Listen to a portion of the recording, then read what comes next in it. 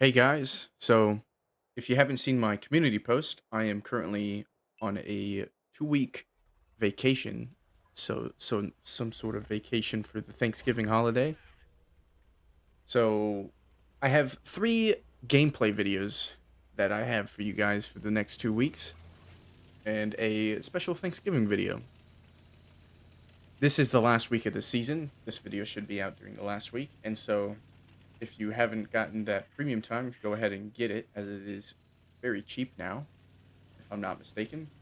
And next season, or next week, is a new season. Sadly, I won't have a video out for you guys talking about the new season rewards and whatnot, but I'll make another community post trying my best to spread the news about that. If you don't look at the community post section, maybe look there, or I'm sure there'll be other videos. But anyway, in the first of the 3 videos that I have for the next 2 weeks, they're all medium tank gameplay, thanks to the T25 contract, and they're all about close games and outperforming the enemy team and kind of clutching up in a way. And in this one might be my favorite of the 3, which is why it's the first one up, and it's also the first one that happened. These all happen on the same day, as you'll see in the post-battle results screen. But this one was exciting because this little light tank is giving so much pressure over here. Our light tank doesn't want to do anything.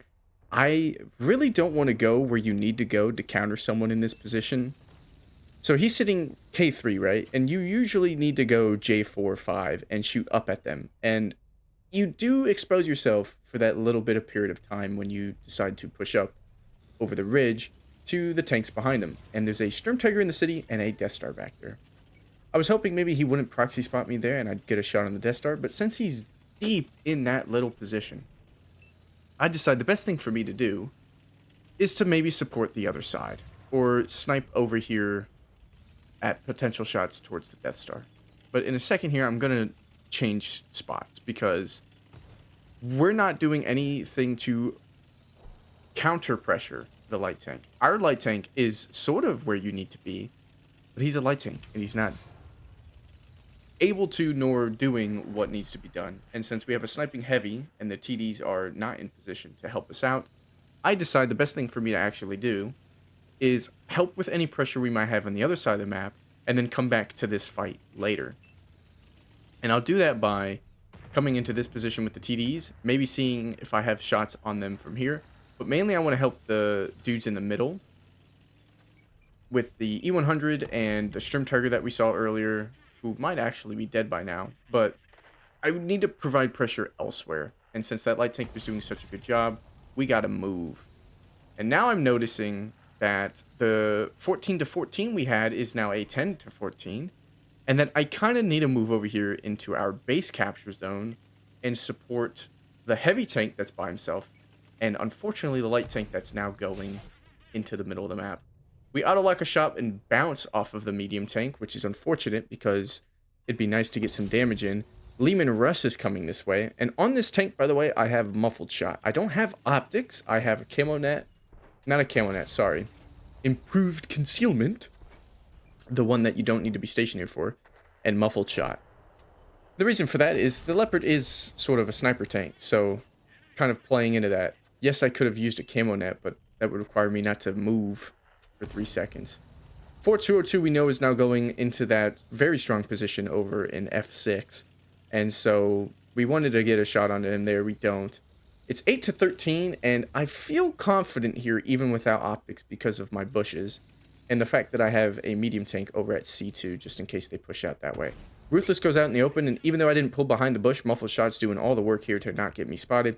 Luckily, our team is also shooting at him. He gets a little fire. Someone with a double barrel British heavy takes him out, and he's gone. Even without optics, we obviously had enough E-range for that. That's good for us because that's a big 183mm gun out of the game. But now, this TVP, who is an autoloader and might be on reload, he's not telling me, is running away from a light tank and a Lehman Russ. And so I decide, if that light tank wants to push, by all means push. We high roll him and track him. And at this moment, I realize what I need to do is get rid of the light tank. You see that dirt that got kicked up? That means the Lehman Russ took a shot for whatever reason. And I believe I'm faster than him, so I go for the light tank.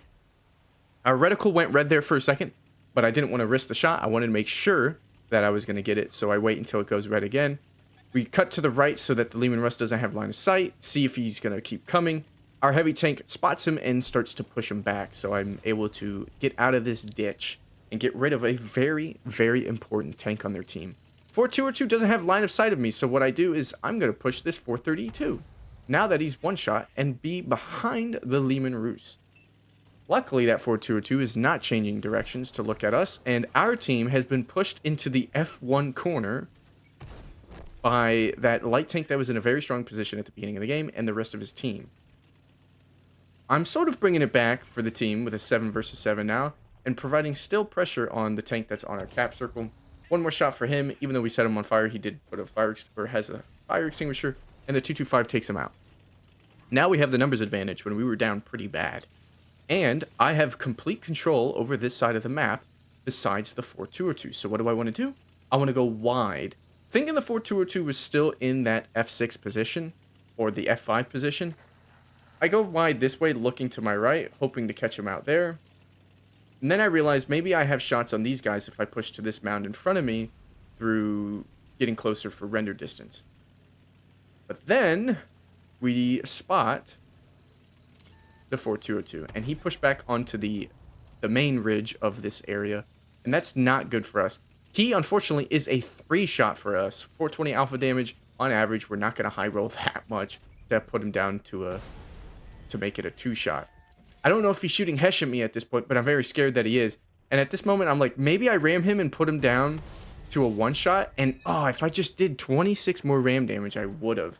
Now this worries me because he could very much high roll me or set me on fire with HE, and he was shooting his Hesh rounds there. Luckily, he didn't pen me. And there in that moment, the best thing for me to do, the reason I rammed up against him in the first place was to hopefully put my gun in the way and not get penned. And then I was hoping to either be faster than his traverse, which obviously didn't happen, or he shoots the tracks and doesn't get a full pen off, and luckily that's the case. But 336 HP is not enough to tank any more hits for the game, so it doesn't even make a difference that he didn't pen, because we're basically 1-shot for everybody, except for maybe the light tank, who we don't know what that is right now. It's 5 versus 5.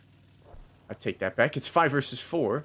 And we really did take control over this side of the map with very aggressive plays in a paper tank. So that's really like the story of the game, but it's not over yet because they do have a platoon. The light tank and the tank destroyer are platooned up, and that means they're the scariest opponents on the enemy team. Because communication and teamwork is the most important thing in this game, and if they're going to communicate and work well together, then it's game over. Now, again, I don't have optics, so as much as I want to spot for the team, they're better off spotting for themselves. This medium tank to my left is hopefully going to spot for us. It's an EBR 105. It's that same one that was in that corner, and he does have enough alpha damage to kill me. Leopard PTA shows up, but he is hiding in that ridge. And now it's just a waiting game of seeing what the team's going to do with the numbers advantage and the pressure that we now have, and what the enemy's going to do. Luckily, with our shell speeds, we get that shot off with the nice little auto lock, and we spot the EBR. Not we, but the TVP. That means the tank destroyer is either over there by him, since he's got a platoon mate, or guess what? The tank destroyer's right there, and he's on his way to him, but that gives us a free shot's worth of damage. He is full HP, and we were the ones that spotted him. Luckily, our teams all had shots on him as well. He got double shotted by our FE225 and finished off by the E4. With my shot added in that gets rid of 2,000 HP's worth of damage, and that gets rid of the light tank's platoon mate, which is huge for us. This 121 is now, sorry, 120, it's the tier 9, is now rushing out, panicking, clearly, and he's been full health this entire time. Luckily for us, well, unluckily for us, we missed that shot, but luckily for us, he is making a bad play. Our teammates, again, give us some more spotted damage, and we know the PTA's to our right, and even though we have the numbers advantage, if I just had a bit of extra HP to survive one more shot, I could be super aggressive here if I wanted to. But I think we've done enough for this game. We've done 5,500 damage. We won an entire flank. Now we've gotten rid of the 120, putting us at 5 kills for the team, 3,600 spotting damage. Pretty good game so far. But it's not over. The PTA has regrouped with the light tank, which means now, even if one of them misses me, there's a second gun to kill me if they're together. but I still need to make the pressure play. I need to make sure we know where the light tank is and keep this TVP alive just in case he dies. I get spotted while the PTA is behind the corner, or behind the thing, which means we know the light tank's to our right. PTA dies to the TVP. I'm now a one-shot, or the EBR is now a one-shot to me, but he shoots, and that means I get to poke. It looks like he's going to try and jump, and we get rid of him. 6,600 damage and a top gun for us. Had we stayed over there where the EBR was and just decided to sweat it out, I don't think our team would have won that game, especially with the Lehman Russ and RU pressure that would have been on the other side of the map with a 432 and 4202 to back them up. So, in this game in particular, it really does feel like I had a significant impact on the game, and that's what you love to see. A little ace tanker. I do have this tank finally 3-marked, and there you go. That wasn't my 3-mark game, by the way, but very good one. Again, I have 2 more medium tank gameplays for you guys in the coming weeks. Hope you have a great Thanksgiving and have fun with the season launch next Tuesday. See you in the next one. Take care.